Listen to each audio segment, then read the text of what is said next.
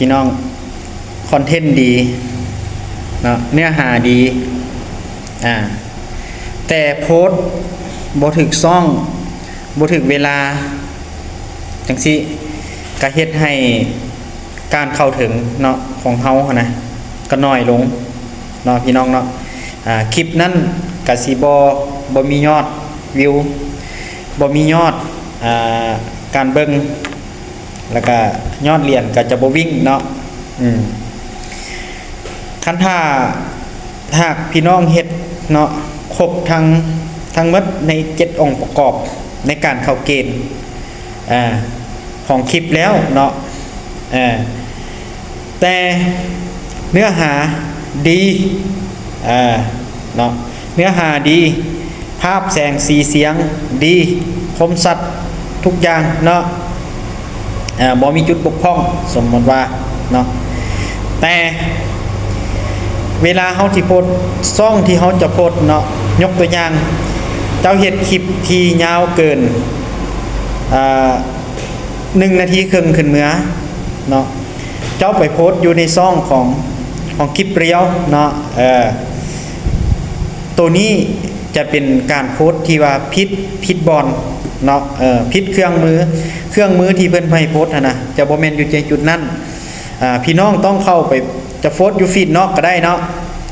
จะโพสอยู่หน้าฟีดนอกก็ได้หน้าฟีดนอกก็คือเปิดเฟซขึ้นมาแล้วพี่น้องจะเห็นอยู่บอลว่าคุณกำลังคิดอะไรอยู่จิ้มเข้าไปบอลคุณคิดอะไรอยู่หั่นแล้วพี่น้องก็อัปโหลดคลิปเข้ามาเนาะดึงคลิปเข้ามาจากครั้งรูปภาพเขาแล้วพี่น้องกลับไปใส่รายละเอียดหรือว่าหัวข้อเนาะแล้วก็ไปใส่แคปชั่นอีกอย่างต่างๆทุกอย่างเฮ็ดดีหมดแล้วต่อมาอยู่ในคลิปเขาก็มีใส่แคปชั่นถึงหรือว่าใส่เขาเอื้อนว่าใส่คำบรรยายภายในคลิปมันน่ะเนาะว่าเขากำลังเห็นอย่างนั้นคือจังตัวที่ว่าอยู่ถึงหัวคนนี้เนาะแต่บังเอิญวันนี้นะเวลาในการโพสของเขาเนาะคนส่วนใหญ่เนาะที่เป็นพนักงานประจำเนาะเขาเจ้ายังบ่ได้มีเวลาในลิ้นโทรศัพท์บ่ได้จับโทรศัพท์เบิ่งเนาะอันนี้แม่นเว้าเฉพาะคลิปที่เฮาเฮ็ดที่ดีที่สุดแล้วเนาะแม่นเฮาเลือกที่จะปล่อย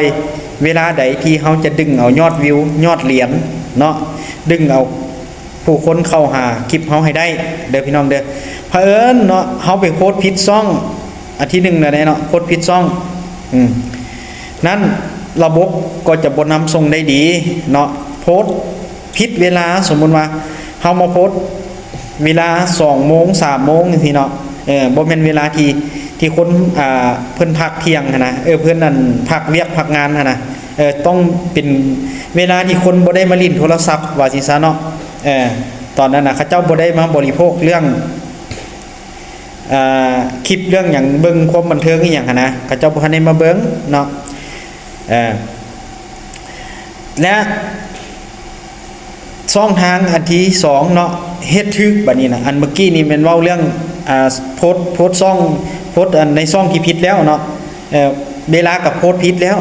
บัดนี้มาเว้าเรื่องโพสถึกเวลาถึกเนาะนี่เนาะให้พี่น้องจิ้มเข้าไปบอลฮู้คนเฮาเนาะบอลหน้าโปรไฟล์เฮานะจิ้มเข้าไปลำสิเป็นฟีดในเนาะเลื่อนลงมาหน่อยนึง อยู่ใต้หั่นน่ะเนาะเลื่อนลงมาแล้วมันสิมีเขียนว่าช่องคุณกำลังคิดอะไรอยู่หั่นน่ะคุณกำลังคิดอะไรอยู่แล้วทั้งหลังสิเป็นเขาเอิ้นว่าไม่หยังครั้งตรงรูปภาพหั่นนะแล้วก็อยู่ทั้งลุ่มก็สิมีคลิปเดียวเห็นบ่ต่อมาสิเป็นถ่ายทอดสดแม่นบ่ไลฟ์สดอีหยังหั่นนะให้พี่น้องไปจิ้มใส่บอลนั่นเด้อถ้า3 นาทีแล้วจิ้มใส่บอลช่องคุณคิดอะไรอยู่คันถ้าประมาณ10 วิหรือว่า30 วิใช่มั้ยใส่คลิปเดียวเนาะรูปภาพข้อความก็ใส่บอลช่องคุณกำลังคิดอะไรอยู่แต่ให้โพสต์ในฟีดไหนเวลาโพสต์บัดนี้นะ6 โมงเช้าเป็นเวลาที่ดีที่สุดเพราะว่าคนตื่นลุกมาเขาจะมีเวลาเบิ่งโทรศัพท์แล้วเนาะ6 โมงเช้านี่ก็ยังอยู่ระดับนั่นไหน6 โมงเช้าระดับ3เนาะ6 โมงเช้านี่นะอยู่ระดับ3 12 โมงแม่นอยู่ระดับ2 12โมงนี่คนก็มีเวลาเบิ่งอยู่แต่กับบ่หลายเนาะอันดับหนึ่งแท้ๆให้เริ่มโพสต์เวลา 18 นาฬิกาขึ้นเมื่อหา20 โมง 30 นาทีจะบ่ให้เกินนี้ช่วงนี้คนกำลังเบิ่งคนกำลังบริโภคเรื่องลิ้นโทรศัพท์หลายวันซะเนาะบ่แม่นเฉพาะแต่ครีเอเตอร์บุคคลทั่วไปเบิ่งโทรศัพท์ในช่วงนี้ในเวลานี้ถ้าคลิปใด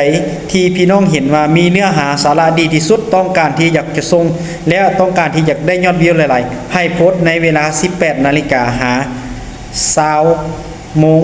30 นาทีเด้อพี่น้องเด้อบ่ให้ไกล21 โมงเนาะอันนี้แม่นจะเข้าถึงผู้คนได้ดีที่สุดเนาะดึงเอาคนกลุ่มมาใหม่เข้ามาเบิ่งช่องของเราได้ดีที่สุดเนาะก็มีแต่บอกพี่บอกน้องได้แต่สำนั้นเนาะอย่าลืมนะพี่น้องเนาะคลิปดีเนื้อหาดีทุกอย่างดีหมดโพสต์ให้ถึกซ่องถึกทีถึกเวลาสำหรับถ้าคลิปนี้มีประโยชน์กดไลค์กดแชร์เนาะพี่น้องเนาะคอมเมนต์เข้ามาแล้วจะได้มีนำไปปรับปรุงเปลี่ยนแปลงเด้อพี่น้องเด้อขอบใจ